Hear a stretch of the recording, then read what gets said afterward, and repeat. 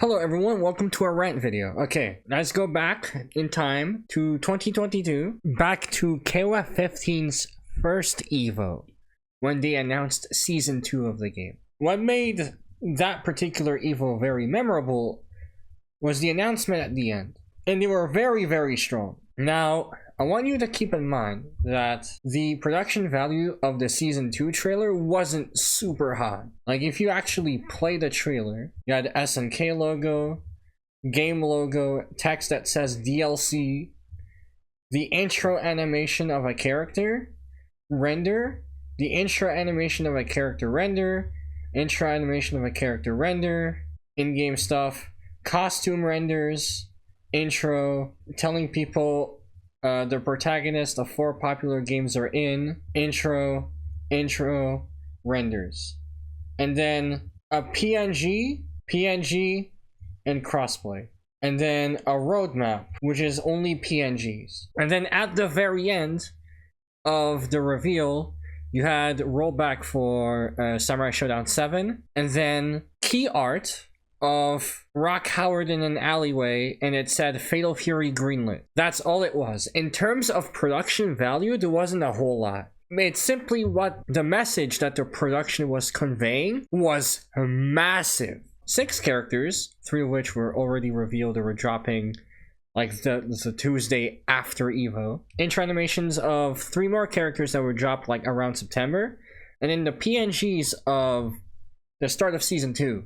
As well as alluding that you have like 6 or 7 characters. And then their confirmation that you'd finally follow up Garo Mark of the Wolf shortly after a demo disc of Garo 2 Elite. It was like a super big day in the SNK community. A very hype one at that. And PNGs and intro cutscenes were all it took to convey that, right? You do not need a whole lot. Which is where we go into City of the Wolves, where they've overextended, and on these 2 times they've overextended, they fucked up. And it's cost the game's PR horribly. Number 1 horrible overextension is putting Ronaldo in the game. Like, we do not need to have this conversation again. And it happened again with the reveal of Season 2 of Fatal Fury City of the Wolves. The message being conveyed, like, here's it again, just like with Season 2 of KOF 15, just like KOF 15 at EVO 2022. The message is amazing, but the production value in which that is trying to convey that message is the worst in fighting game history. Because they decide to convey that message with generative AI. It looks like garbage. The entire teaser looks like garbage. Like, look at this shit. Why the fuck does Terry Bogard look like Hugh Laurie from House? Why does Kim Jae-hoon, a taekwondo fighter with a taekwondo gi, have boxer shorts and boxing gloves? And then you can see legit 2 seconds later after this shot what he's actually supposed to look like. These are clearly not the gloves he was showcasing in the trailer, by the way.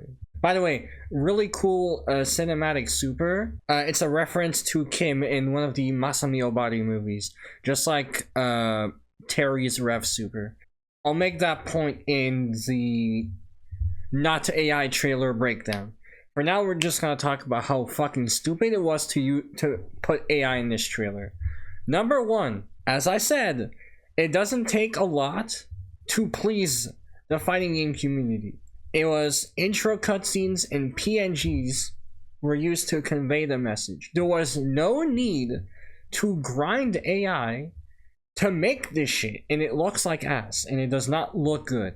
Number 2, the ramifications of using AI. AI presents an environmental threat. A lot of water taken away from people or being used to cool the servers running shit like this. Electricity bills are rising at an alarming rate from these data centers. And so many resources are used to make something that looks like ass. And will be far cheaper to hire a human to do it. Those game consoles are going to be super expensive because of AI. AI is the reason why your shit's going to be expensive.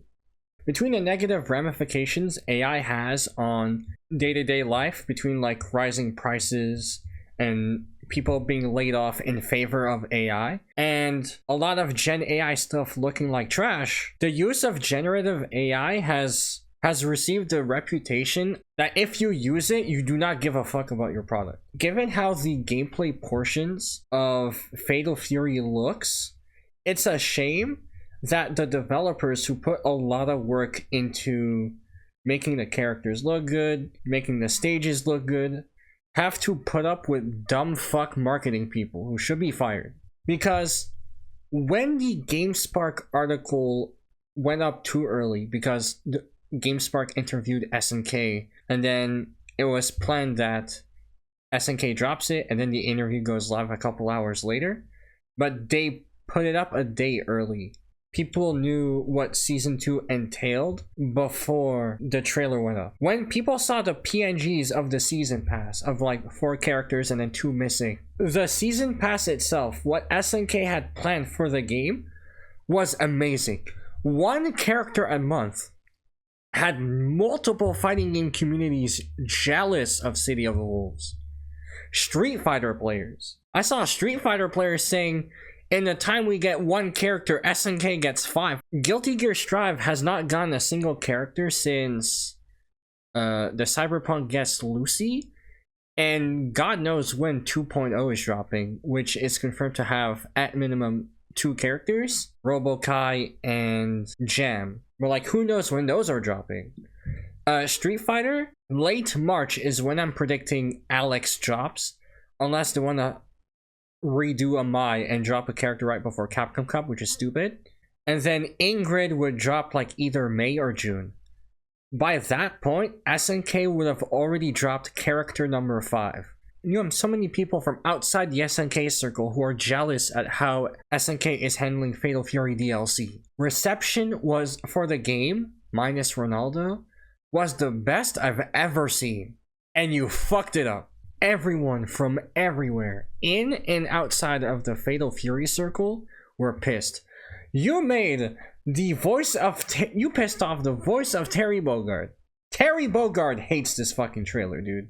That's it for this video. Thank you guys for watching. I'm gonna start working on the breakdown videos. Fire your entire marketing department.